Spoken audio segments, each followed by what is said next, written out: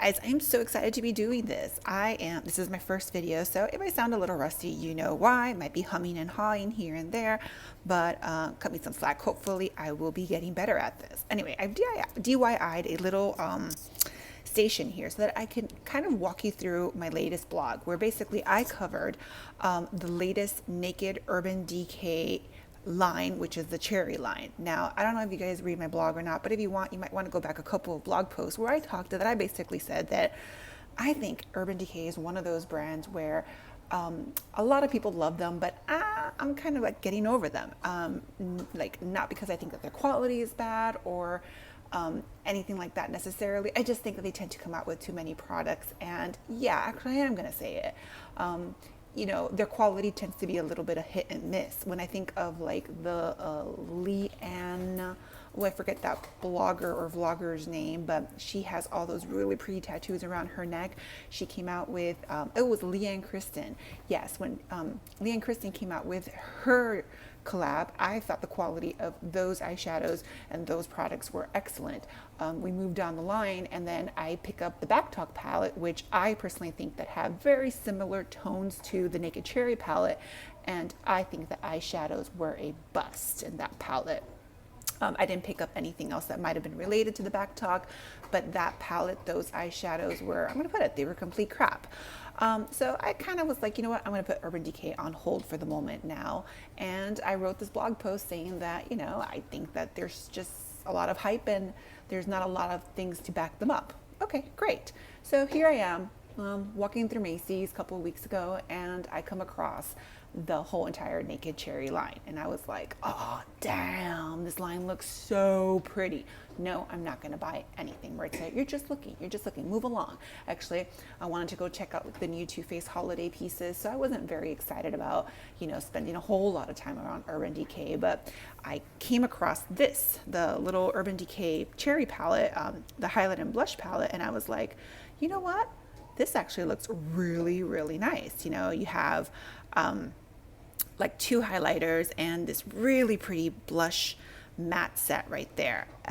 Okay, you guys, this is like literally my DIY setup. You see right here? Anyways, so I was like, I'm intrigued, but it was like $34, I think it is.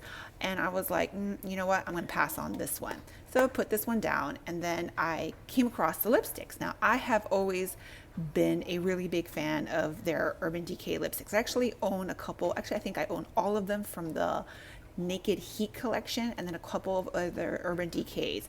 And it's funny because when I wrote my blog post, I have a blogger friend called Supernova. Check her out if you haven't already.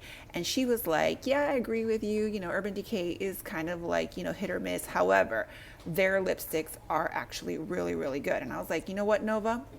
You called me out on that. That is absolutely true. So I, begrudgingly looked at the package, and I was like, oh my goodness, look how pretty this is. I mean, you can't beat this. You've got like really cute cherry. The packaging is like, really, really nice and smoky. And, it's a hot packaging. And from a marketing perspective, I really think that this line came out at a good time. I mean, we are talking, it came out in the fall. Everybody's into like berries. We're heading into like the Christmas and the holidays, and, reds and pinks and all that, kind of like those kind of like darker, deeper tones are really popular this time of year. So I was like, you know what, I'm going to go ahead and pick one of them up. They only had one in my local Macy's. They had this one, which is like this, it's called Devilish, and it's one of from their metallic lines. And it's a really, really, really pretty sort of metallic. I think as a topper, it's gorgeous. But even as a standalone, it's actually really, really nice too. Personally, I am very fair. I'm very fair skinned, and I tend to have like a pinkish undertone, pinkish yellow. Wait, is that even possible? Well, whatever. I'm fair. And I think this looks really, really nice on me alone. But I think if you were to layer this on maybe like a darker color, it would still look absolutely stunning, and totally think that this for $18, you can never go wrong with the Urban Decay Vice lipsticks. So I was like, well, I already have this in my hand. I'm going to keep on walking. And sure enough, I pick up a couple of other items from Too Faced, and I'm sitting in the checkout line, and the lady in front of me is purchasing this little palette. And I don't know, like talk about like impulse buy. I get to the counter and I tell the lady, I'm like, hey, look, I really, really want this Naked Cherry highlight and blush palette. Can you maybe grab me one from the back? And the lady's like, sure, no problem.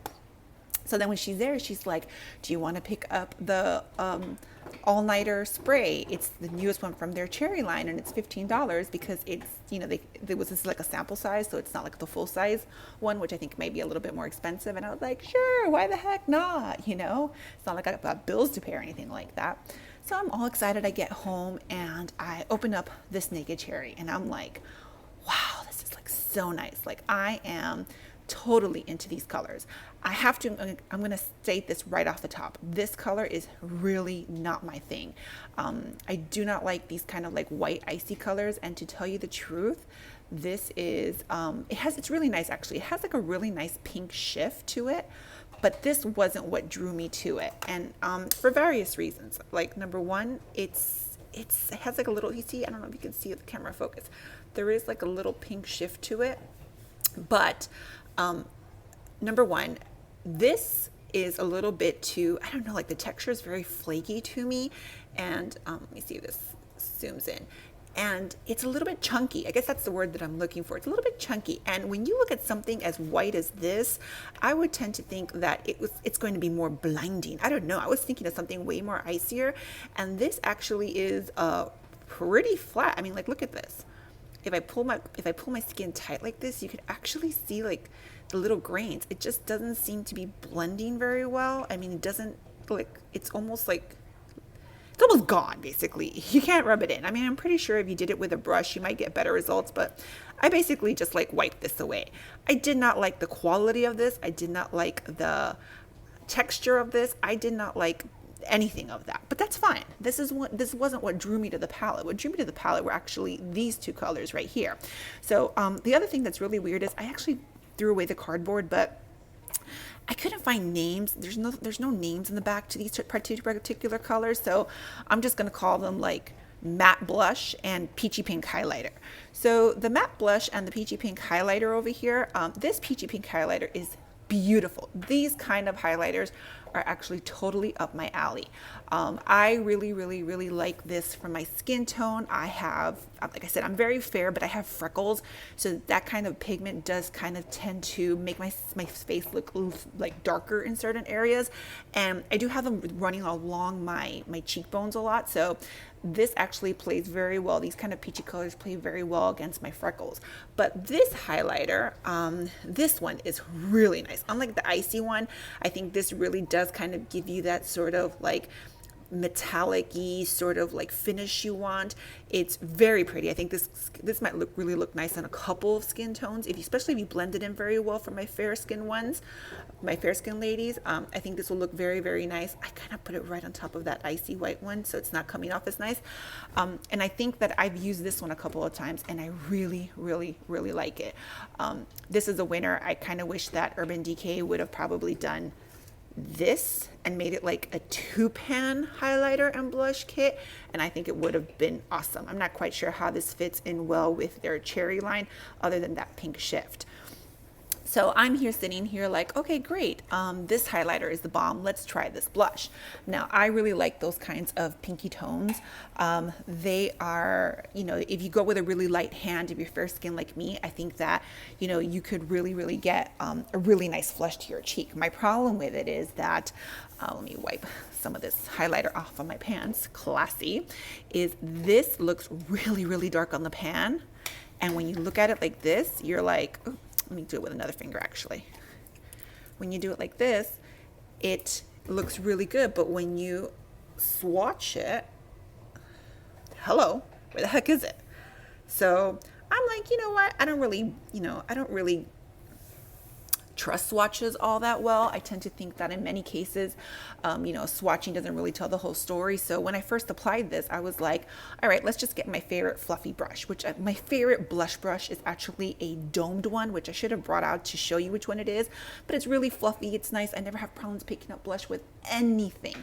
And this was like not doing it for me. It was just not picking up enough to show on my skin. I was like rubbing it in and nothing. So then I went and picked up like a little bit more of a denser brush, and still, I was just not getting the payoff that you would think from looking at something this color. And once again, guys, look at my pictures on Instagram. Look at my pictures on my blog. I am not exactly a dark-skinned woman. I am pretty fair. So these colors you would think would show up like really, really easy on me, but it didn't. And I'm here trying to make this thing work. And then finally I was like, Maritza, why are you making this thing work? It's so silly, like you should not have to be working so much for a product that you paid $34 for. So I was like, nah, forget it. You know what? I don't think that this is worth your $34. I would definitely probably just pick up 2 lipsticks and then skip this. Now, the all-nighter spray, I'm going to be honest with you guys. I think that, other than the packaging, the formula is basically the same thing that you're going to get with your regular all-nighter spray. It's supposed to smell like cherries, but I didn't really get cherries. I don't know. Maybe like, I don't know, maybe like mine's is like defective and they just gave me regular all-nighter and not like a cherry scented one. What it does have is that weird, like all-nighter scent that you see, that you get in like the regular one. I don't know if it's just me, but like whenever I spray the regular Urban Decay all-nighter, which by the way, I swear by, I think it's a totally fantastic product.